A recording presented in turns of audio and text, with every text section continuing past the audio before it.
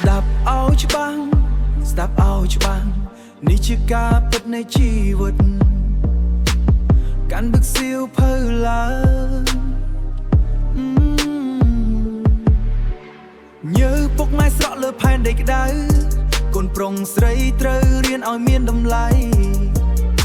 កុំដើរលេងចោលសាលាឥតន័យលុយកាក់ពិបាករត់ណាស់កូនអើយកុំខ្ជះខ្ជាយកកម្លាំងចិត្តអ្នកមានគុណរៀនសូត្រឲ្យជ្រៅដូចបាតសមុទ្រចំណេះវិជ្ជាជាអាវុធមុតស្រួយកសាងវាសនាដោយដៃខ្លួនឯងកសាងវាសនាកុំឲ្យគេមើងងាយពូជអម្បូរមោទនភាពត្រូវសាងពីចំណេះក្រោកឈរឡើងយុវជនខ្មែររៀនដើម្បីខ្លួនឯងនិងគ្រួសាររៀនដើម្បីជាតិមាតុភូ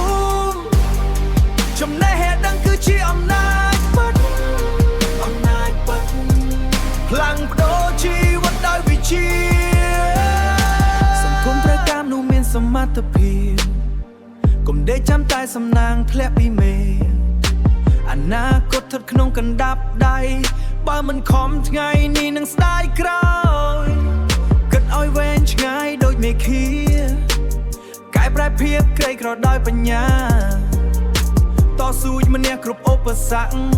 ខ្លាចជាសសរទ្រូងនៃប្រទេសសសរទ្រូងជាតិ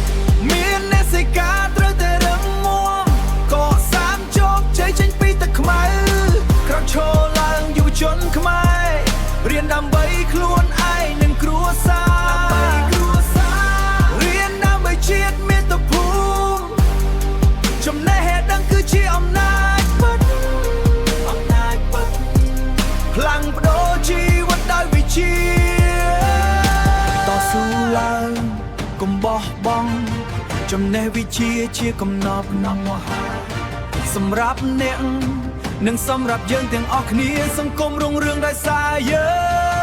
ងយូរស្ដាប់ឲ្យជាក់ឈប់ដេកលក់ក្នុងសេចក្តីប្រហែសពេលវេលាដូចទឹកហូរមិនវិលត្រឡប់មកវិញទេឈប់ជាក់ជាឈប់រារែកក្រោកឈរឡើងឥឡូវនេះបញ្ចេញសមត្ថភាពឲ្យពិភពលោកបានឃើញពីចំណេះធ្វើវាឥឡូវតាំងចិត្តឲ្យពួតកំពូលភ្នំកុំឲ្យព្រំលេងលេខិតកំណត់ជោគជ័យមិនមែនជាចៃដន្យគឺកើតពីការតស៊ូអត់ធ្មត់សកម្មភាពពីថ្ងៃនេះគឺជាគ្រឹះនៃភាពរុងរឿងខ្មែរខ្លាំងខ្មែរពូកែព្រោះយើងមិនដែលបោះបង់ដល់ធ្វើវាស្ដាប់ឲ្យច្បាស់